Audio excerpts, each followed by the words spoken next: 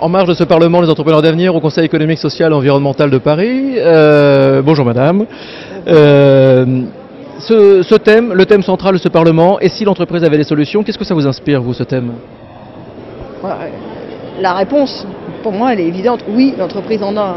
La question, c'est comment on les fait éclore, comment on les développe, comment la puissance publique accompagne finalement les créateurs d'entreprises et créateurs en général d'ailleurs, en leur offrant des opportunités, des possibilités, en leur donnant de l'énergie, plutôt que cherche à substituer à eux, ce qui est trop souvent le cas.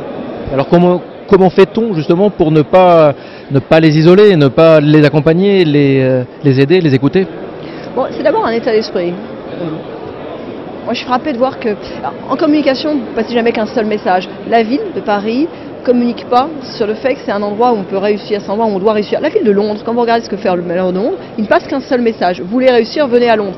Il y a plein de problèmes à Londres, il y a plein de difficultés, il y aurait bien des choses à dénoncer ou à critiquer. N'empêche que c'est ce message-là qui est retenu. Et je trouve qu'il faut qu'on retrouve les moyens de passer ce message à Paris. Alors ça vient s'incarner dans des mesures concrètes, certaines qui sont des mesures de la vie quotidienne. Moi, c'est une des raisons pour laquelle je milite tellement pour l'extension de l'ouverture des commerces le dimanche, parce que c'est le message envoyé d'une ville qui vit, d'une ville où on peut travailler, d'une ville qui a des horaires qui s'adaptent à ceux des temps d'aujourd'hui, plutôt que des 9h-17h, 5 jours sur 7.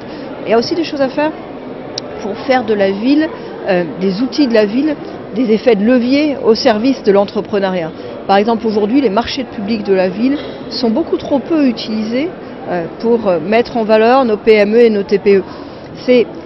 Parfois, c'est juste une question de simplicité, de facilité. C'est plus simple pour un service achat de faire affaire avec des grosses entreprises. Et c'est plus simple d'ailleurs, quand on est une grosse entreprise et qu'on a un gros service juridique, de répondre à un appel d'offres. Mais enfin, c'est des opportunités qui sont celles qui peuvent faire le déclic, permettre à une PME, à une TPE de se développer, qui peuvent lui faire une référence aussi, parce que la ville de Paris, c'est une marque, ça peut servir de référence. Et aujourd'hui, d'une certaine manière, cette marque, elle n'est pas mise au service des entrepreneurs, elle est en quelque sorte sous-utilisée. C'est une des choses que je veux changer. Toute dernière chose, l'entreprise a un vrai rôle à jouer dans la cité, évidemment. L'entreprise, d'abord c'est l'emploi. Les emplois publics, ça va, on a compris. Tous les gouvernements ont toujours fait des emplois aidés. Je ne critique pas le principe des emplois aidés, mais enfin, c'est tout sauf l'avenir. C'est du transitoire, c'est du palliatif dans une situation de crise. Donc l'emploi d'avenir, il est en entreprise. Et puis l'entreprise, c'est aussi un lieu d'invention, un lieu d'innovation, y compris d'innovation sur des nouvelles façons de vivre, de travailler. Moi je suis frappée de voir à quel point notre code du travail est peu évolutif, alors que les modes de fonctionnement des entreprises sont évolutifs. Aujourd'hui je rencontre beaucoup d'entrepreneurs qui sont dans des startups qui comprennent même pas de quoi leur parle l'inspection du travail quand elle leur rend visite. Le pourcentage des chèques vacances et le problème des tâches. Il y a un décalage complet en fait entre ce que c'est que nouvelle génération d'entrepreneurs et le type de fonctionnement de la puissance publique en face dans toutes ses dimensions.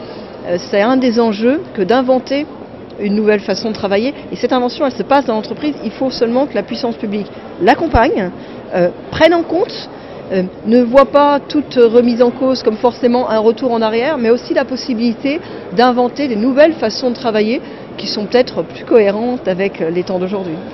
C'était le mot de la fin. Merci beaucoup, madame. Merci à vous.